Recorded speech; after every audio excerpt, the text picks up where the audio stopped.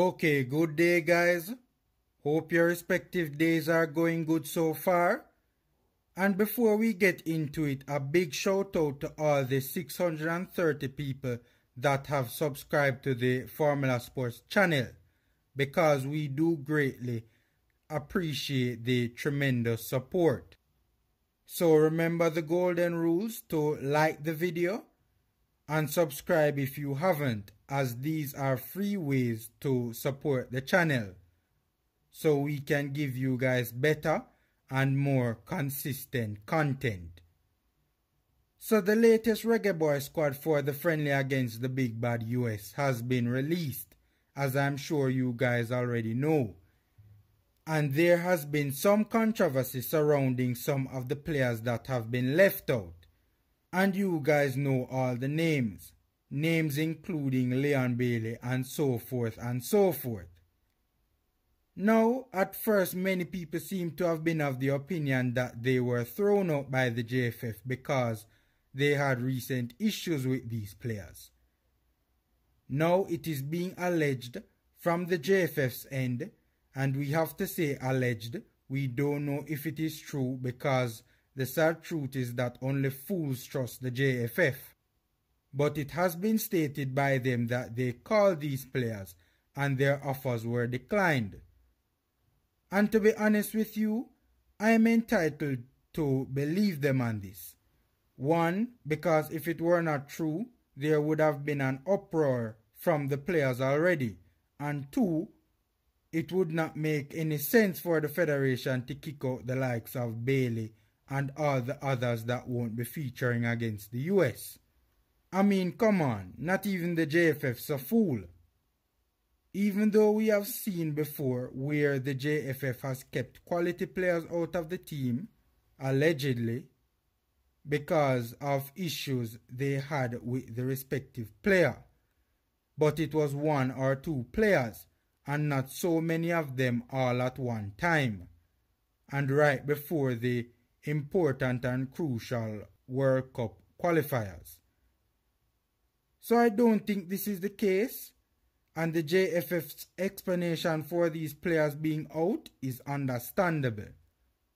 Now I hear some anger going in the direction of the players, who are being accused of unprofessionalism because they opted out.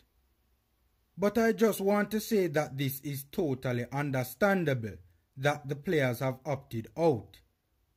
Is it ideal? Absolutely not, but it is understandable.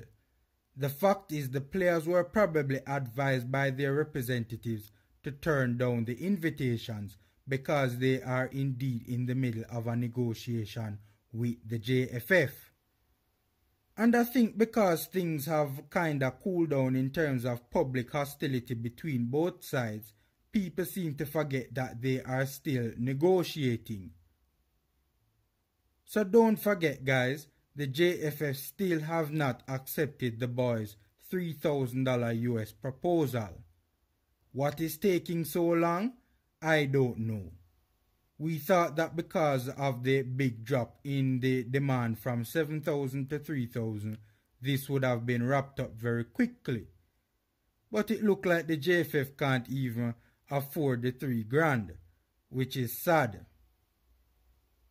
So, with regard to the players opting out, if the players currently negotiating were to play this game, for starters, it will set a bad and unprofessional precedent, because it will cause future threats of boycotts not to be taken seriously. We also have to remember that boycott is the only leverage the players have when negotiating on anything with the Federation. And, very importantly, this is very important for you guys to realize, it is also the best form of checks and balances that anyone possesses to be able to keep the JFF in check and make the Federation accountable for its actions. Boycotts isn't only useful for negotiations between players and the Federation. So for them to go back on their promise to boycott will greatly undermine this tactic. And this is a very important form of checks and balances and accountability, because even when the players see the federation doing foolishness or not running the federation in the manner that it is supposed to be run, or doing something really bad, the players can say, hey, we are going to boycott. And this can be used as a tactic to keep the federation in check. So guys, we don't want this tactic to be undermined. Also, we have to remember that the players do not have a current contractual arrangement with the JFF. So it's not like club football where the player's contract is running down, but the player is still contracted to play for the club during the negotiation for renewal. So with this set of facts and this particular circumstance of no current contractual arrangement, it would not be proper or professional for these players to play. So by opting out, the players are actually being professional, guys.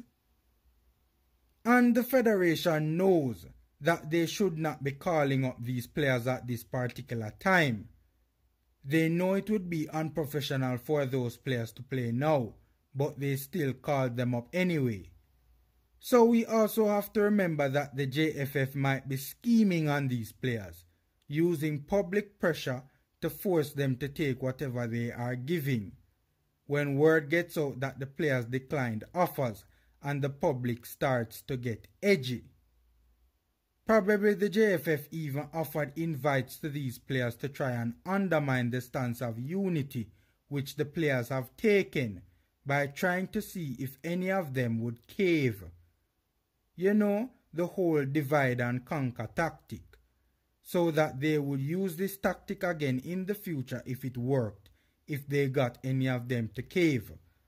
We saw Ravel initially accept, then later decline the invite. Did one of the players talk to him and he decided to change his mind and stand with the rest of the boys? Who knows? Because he is a relatively new player based overseas and probably isn't too au fait with local happenings. And he of course has no staying with club excuse either, like a Mikel Antonio, and would have loved to have gotten some game time under his belt given his current clubless situation.